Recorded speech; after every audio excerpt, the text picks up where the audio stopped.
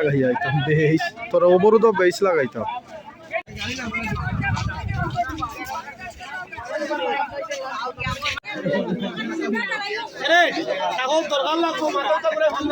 কই যেতা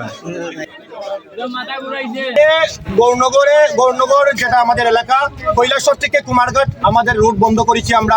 মূল কারণ হচ্ছে দুটো সমস্যা।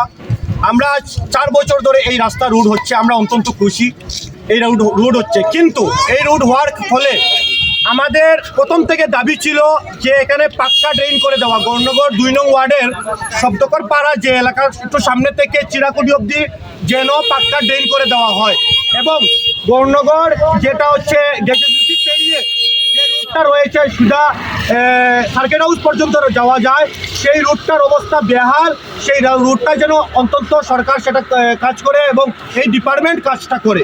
এই দাবি নিয়ে 4 বছরে আমরা 50 খানার উপরে চিঠি ডিএম অফিস, ডিএম স্যারের কাছে, এরপরে আমাদের বিডিও মহাশয়ের কাছে, এসডিএম স্যারের কাছে সহ প্রশাসনের যারা আছে সবার কাছে পাঠিয়েছি, এবং আমি নিজে ত্রিপুরা বিধানসভার মাননীয় বিধায়ক টিঙ্কু রায়, আমাদের মন্ত্রী এবং বিরোধী সিনার কাছে চিঠি দিয়েছি, এবং বিধানসভায় এই কথাটা উঠেছে। আপনারা ভিডিও ফুটেজ বের করে দেখতে পারবেন যে এই বিষয় নিয়ে কথা হয়েছে কিনা বিধানসভায়।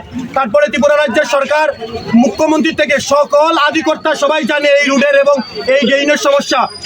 এখানে প্রায় 200 পরিবার আছে যে এই এলাকার পানীয় জল জমাটের কারণে 4 বছর ধরে কৃষিক্ষেত করতে পারছে না। সামনে কৃষিক্ষেত এবং অনেকজনের নির্ভর এই এলাকার মধ্যবিত্ত পরিবার যারা কৃষক খেতে যাদের নিজের উপার্জন সেখানে।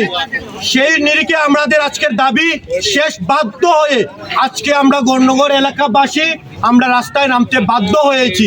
আমরা একটাই দাবি রেখেছি, আমাদের দাবি যতক্ষণ পর্যন্ত মানা হবে না এবং পাক্কা ড্রেন এবং রুটটা যেন কমপ্লিট না করে